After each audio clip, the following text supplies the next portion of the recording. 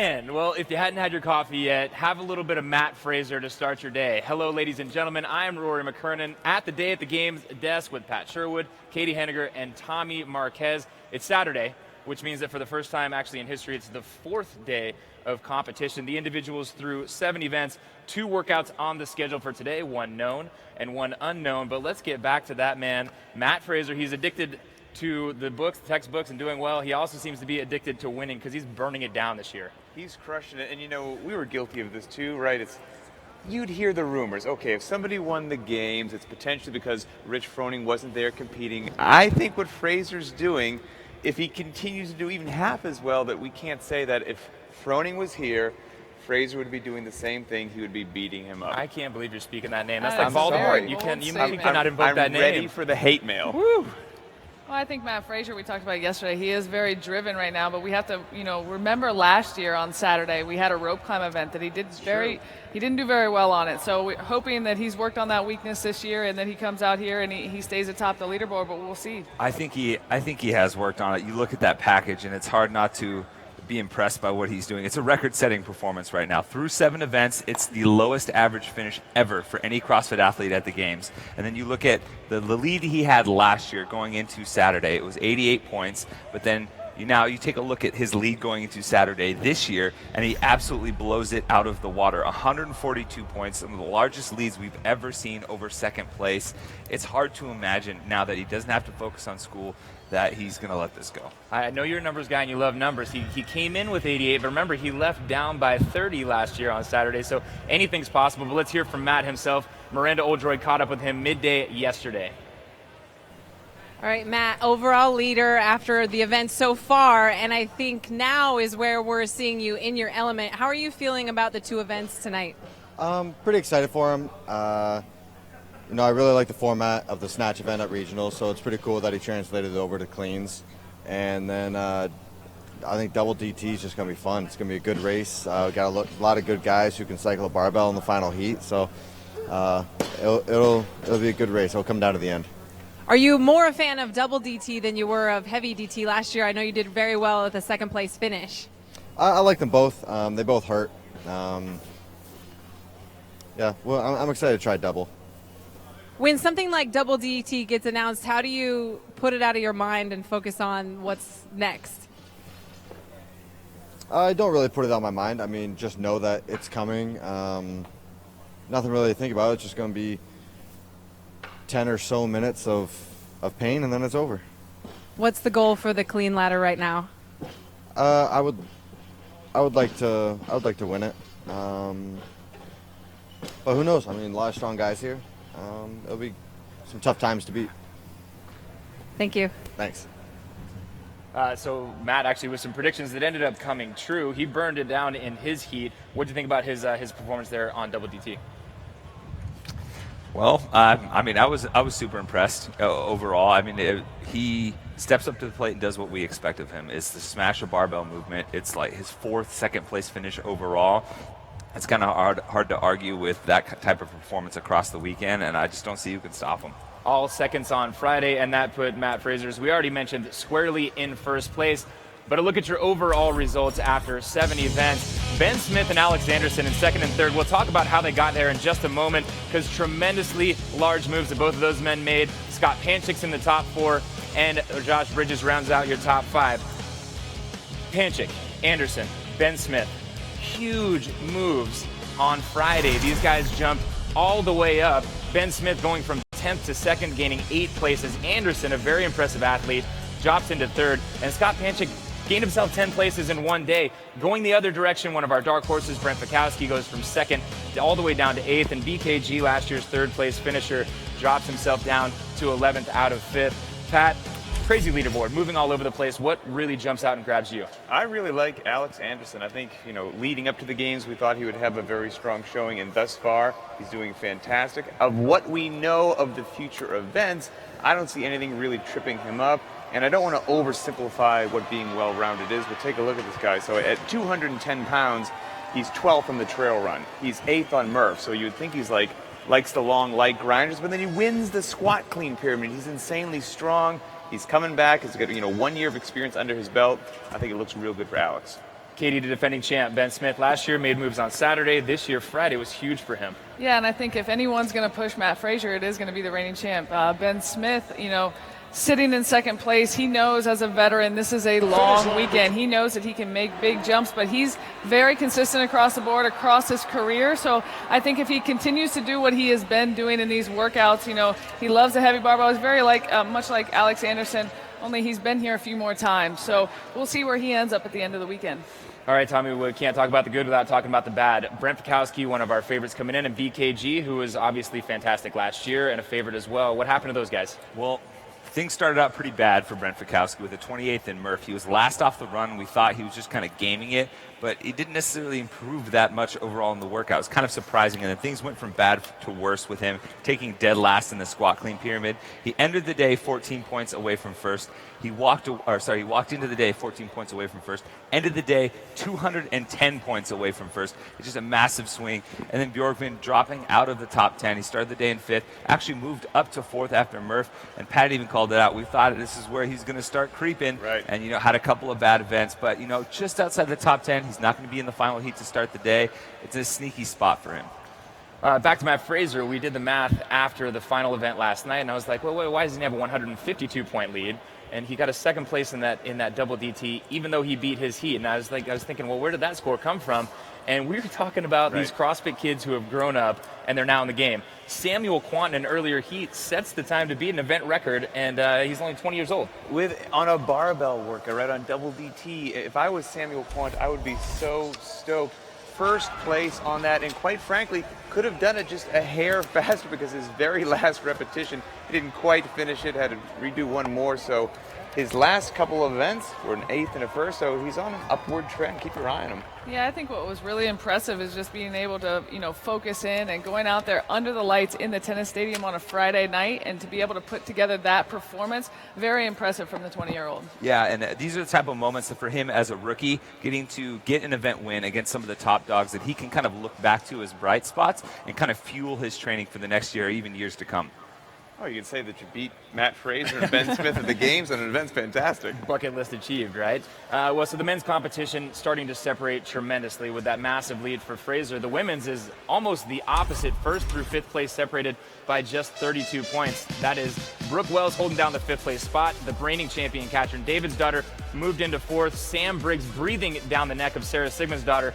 And the young lady sitting at the top of the standings, she was a creeper last year. We've had our eyes on her this year. Impressive not only that she's doing this well here, but also that she's currently preparing herself for the world stage in Rio.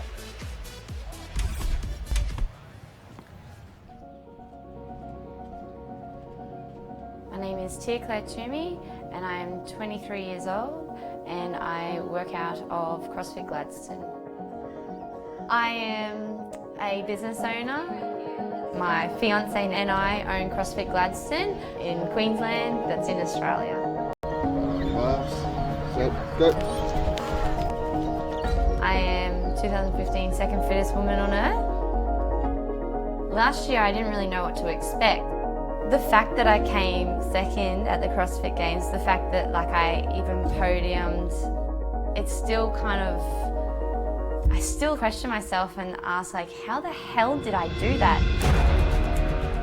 I am an Olympic qualifier. I had the Fiji trials, which was the last qualifier for Rio. I definitely had gone through some gut-wrenching times, just watching and waiting for my other competitors to lift and to see if they took the spot off me. But once everyone had competed and we knew everyone's results and I still came up on the top, it was amazing. So I think it's going to be about 10 days or so between the CrossFit Games and Rio to compete at the Olympics.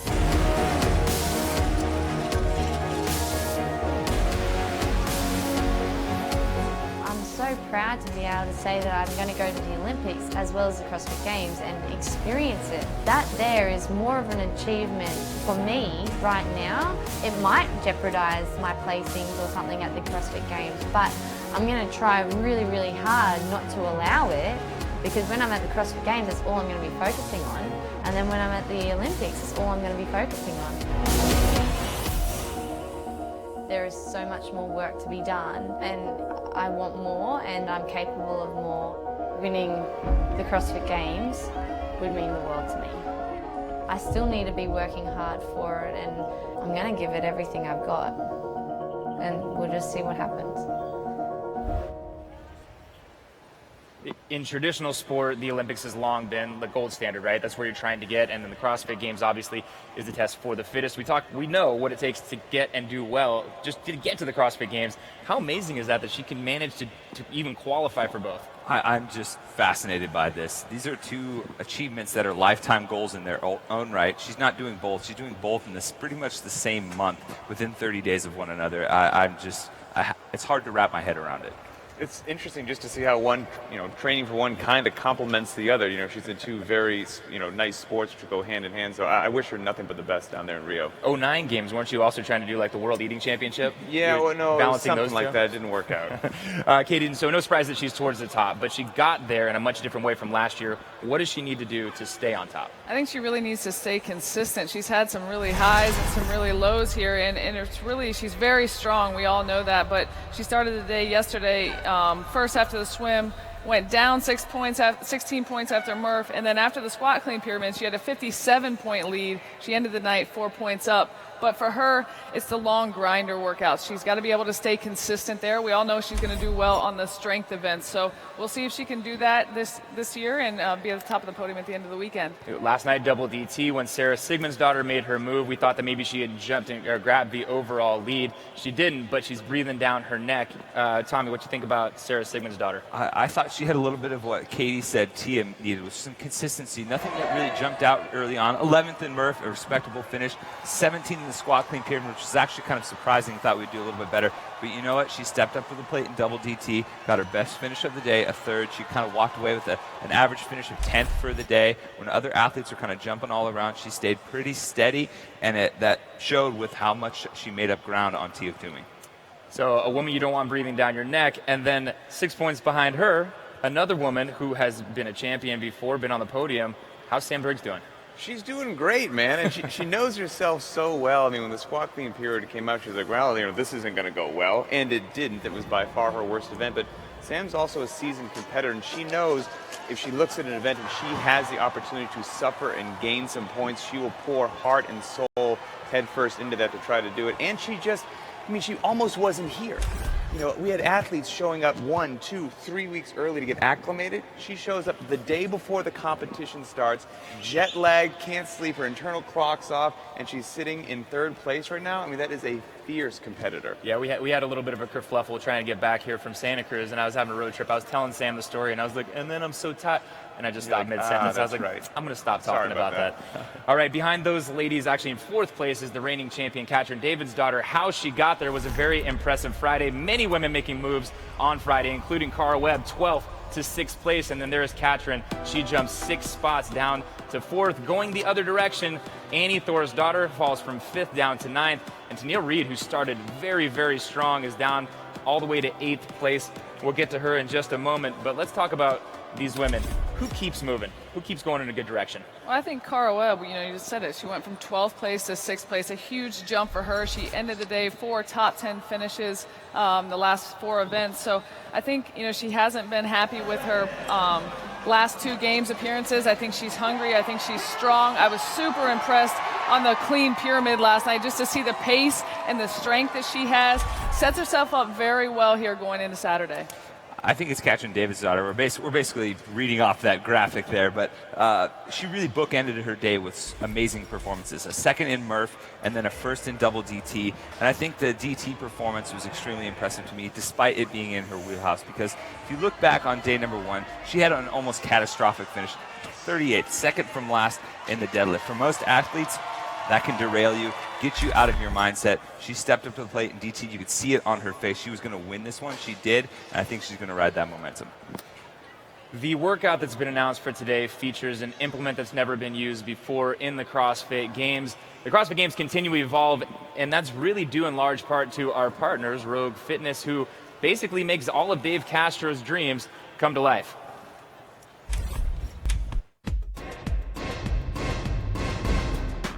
Well, Bill and I have been a part of CrossFit, the CrossFit Games since 2008. That's when I competed. And we've been the official equipment supplier since 2010. It's been a great relationship. We really enjoy being a part of this and being a part of the community and putting on a great event. We've released a few of the new products that we have. We have some still to come, but the one that they just used in the team event was the Fat Bar. It's 13 feet long, it weighs 84 pounds, and it's 2 inches in diameter, so a little bit of a twist on the axle bar for the teams. But we have some really cool things coming out, and I can't wait for them to be released. We go through multiple prototypes usually for each equipment, and sometimes it doesn't work out. Bill and Dave start talking about it after the games, and then in January it picks up, and they're going back and forth on ideas, but we usually come up with a pretty good thing here that the athletes can use.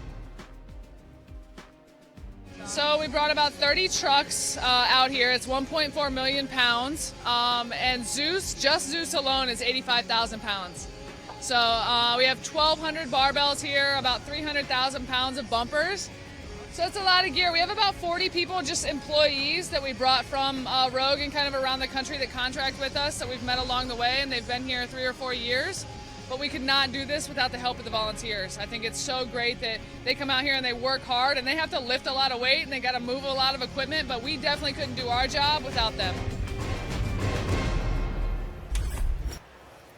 You've been a lifetime athlete. When you won the 2008 games, we basically had rusty barbells and whatever bumper plates we could find, and you've seen this thing grow. Obviously, you've had the best place, the best seat in the house. How fun is it to be able to kind of see these things come to life? Oh, it's a great experience to be a part of, and I think that for us, being able to put together something like Zeus or something like a different type of barbell that they've never seen, and to see the athletes' reactions to that, and to see the event and how that unfolds, I think that's the best part for us. But bringing 1.4 million pounds of gear out here is a feat in itself. But the event is great. We've all evolved. The Zeus structure got higher last year, so I think it's just a great experience, and I think the events that are yet to be released are going to be really cool. Yeah, what are they? I don't know. So are you at liberty to tell us like one of the craziest Dave Castro stories? Like, hey, I want you to make something out of kryptonite and make it explosive? There are no crazy stories like that. Good answer. All right, Tommy, one of my favorite memories, and it's because you guys are such a logistics organization as well, is when we leave for the day, we come back and the field has been transformed. Got a favorite one of those? Yeah, back in 2010, I actually helped out on the Rogue team a little bit. I volunteered with a couple of people, and during the 2010 games, we had a nice overnight build with some of the climbing walls, the rig structure in the middle, and it was one of those things where we stayed up all night, and we stayed at the venue, and we hung out in the Rogue box and woke up just to see everyone come in, and it was just fascinating to see the jaws dropped and the eyes wide open, people seeing the climbing walls, not knowing what was in store. Pat, you've seen this thing grow for, obviously since the Aromas days as well. Do you have a similar story when you see Rogue kind of transform this place? Not one particular one, but as somebody that enjoys programming, I'm genuinely jealous of what Dave Castro gets to do, where he can almost have anything pop into his head, really, and give you guys a call and say, is it humanly possible to do it? And if the answer is yes, it's limitless what he can throw out there at the athletes, and that's what makes the games so different than regionals, right? You have to be ready for anything, and these guys kind of make that happen. That'd be dangerous to have that division. Any workout you can imagine, you guys would make the equipment for. Well, there's a new featured item this year. Let's talk specifically about what we're going to see today. Yeah, the snail has been released. It looks like a big round bale of hay, and I won't give away too many specifics because the athletes haven't had a chance to use it yet, and I think their first chance is going to be out here on the field, but it's very hard to move. There is no real technique to it, so we'll see what they come up with, and I don't know. It's one of those implements. I don't know how that's going to turn out. Let's not give details, but let's give generalities of what happened when you got your hands on that thing. Right, well, to set the stage, I'm arguably one of the fittest people in the world, right? It goes without saying. I go up to this thing, and I could move it, but it was quite a struggle and very unpleasant, and I hadn't done anything before or whatnot. And I was like, whew. I was like, that was really hard, but, I felt kind of good that I moved it a few inches, and Caity said, that's the women's weight. Just, I went, that makes perfect sense. So I can't wait to see what they do. I'm leaving now. All right, let's take a look at the structure of the climbing snail workout. Athletes will be on the soccer field, and in 3 rounds, they will run the berm, climb the rope 2 times, push the snail 40 feet, 2 more rope climbs before they go back for their run. So every round will feature 4 rope ascents, except for the final one where you'll see them push the actual snail to the finish. So every time they go through the rig, they're going to do 2 rope climbs. So talking about the field, talking about today, who does well today knowing what we know?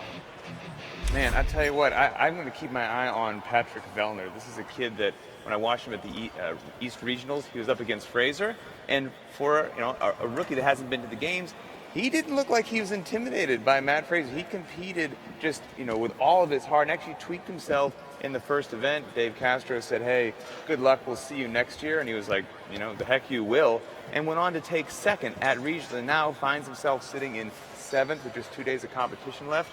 That has my undivided attention. Extremely impressive. I'm going to go with Scott Panchek, Games veteran, had arguably the biggest jump yesterday, 14th to 4th. I think he really wants to be on the podium, so I'd look for him to make more moves today. I'm looking at Alex Vigneault, another Canadian. He's in 6th right now, just ahead of Vellner. He had an 11th, a 13th, and a 14th. That's just consistency across the board, a little bit of maturity from him. Dan Bailey picked him as a guy to watch out for, a guy who just knows how to suffer. And if I have any inklings about how that snail is going to go, there's going to be a lot of suffering there, so we should do fine. All right, on to the women now. The tight race for the lead. Who should be watching in the women's competition today? I'm impressed with Christy Aramo, I believe is how you pronounce her last name. I've heard a couple of variations of it. But again, I'm always, when a rookie does so well and is hanging in there and not, being intimidated by people whose last name ends in daughter, I'm impressed by that. Her last few events, she's doing fantastic. If she can hang in there, this is somebody I expect to see coming back to the games next year, maybe the year after that. Funny you mentioned a daughter. I'm going to go with Katrin David's daughter, the reigning champ athlete here. Yeah, so she made a big jump yesterday. I think she's ready to make some more moves this morning, and we'll see where she ends up. Well, this is awkward. I'm going to talk about another daughter as well. Annie Thor's daughter specifically. She came into Thursday in first, opening Thursday morning. Then she had a 23rd, a 24th, a 25th to drop down to 9th. She's 86 points back. I think she needs to make a push today if she wants to be in the conversation to win. So the field behind us set up, though, for the team competition. Earlier, you invoked the name Froning. And so let's talk about the overall leaderboard for the teams. Froning and CrossFit Mayhem are just really delivering a beating on the field. They are 632 points. They're crushing it. 12 Labors in second. CrossFit Yaz, who I got to see at the Meridian Regional, a fantastic team in third. Dynamics and Nordic round out the top 5. Mayhem's way out in front. Miranda Oldroyd caught up with them yesterday.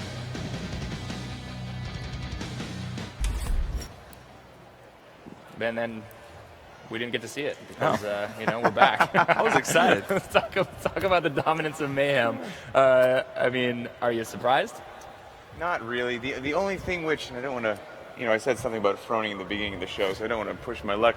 But the only thing was we saw that human moment from the team yesterday. I believe it was Matt Hewitt really struggled on the handstand walk, which you never see anything like that.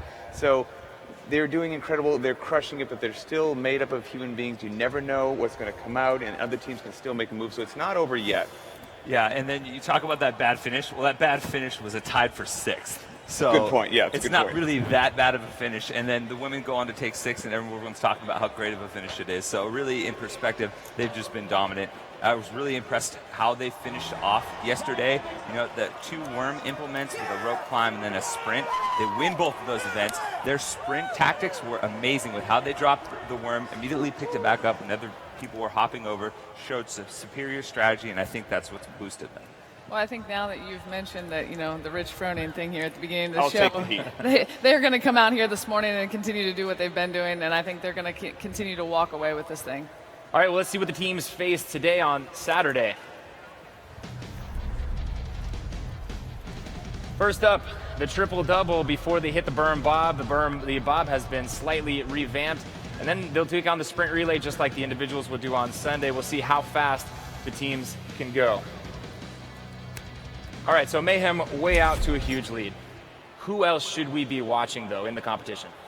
I think you got to look at 12 Labors. It's their 3rd consecutive games performance. They've added 2 top individual athletes. And other than a 29th place, they've been in the top 10 in all the other events. They were 6th at last year's game. So I think if anyone is going to push CrossFit Mayhem, they're going to do it, and they need to do it starting this morning. I'm going to be looking at Team Yas. So they have some very impressive credentials. They won the Worldwide Open with regards to team. They won the Worldwide Open for individual on the female side of the house with Jamie Green. Right there, incredibly impressive. Oddly enough, didn't win their regional out there in the Meridian, but once they showed up here to the games, they're doing fantastic. Tied in points with 12 labors. A lot of competition left, so they're certainly in the fight.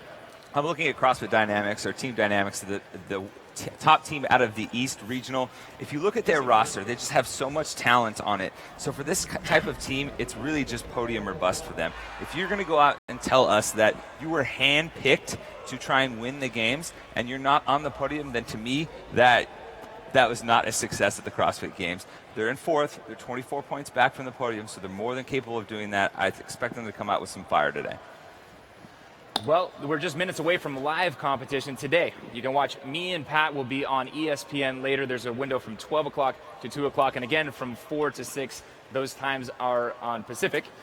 Tommy, tell me about what you've been doing. You've been sitting with Allison Hagendorf and kind of enjoying what's going on here on site. Yeah, we've been over at another desk over there at the live event production, kind of getting to keep people updated with some of the results here on YouTube, on the CrossFit Games site here in the venue. Get to have some guests on. We had Dan Bailey, the fourth fittest man from last year, on the set. He'll be back today. Get to do some social media stuff, some vendor village, really kind of capture the vibe of what it's like to be here at the CrossFit Games and what could be our last year. Did you guys get a chance to peep vendor village? It's amazing. Amazing. They got the scavenger hunt going on, so hashtag CF scavenger hunt, where you can find we're looking for the fittest spectator on earth. Nice. So people go around, there's 10 tasks they have to do. You log a time or do some sort of a task at every single destination. Obviously, all of our sponsors and partners out there. Arosti's providing free care to affiliates who show up, so anybody can go and sign up and get the same care, the level of care that the athletes get behind the scenes. Pretty amazing. And then, did you see the Reebok tent yet? They got the Wall of Memories. I have only heard rumors. You got to go see it. Only heard rumors. I will see it. Awesome. Well, my friends, it's been extremely enjoyable, and we got a whole another 2 days of competition. It starts in just a few moments. We hope you guys will stick around. Thanks for joining us.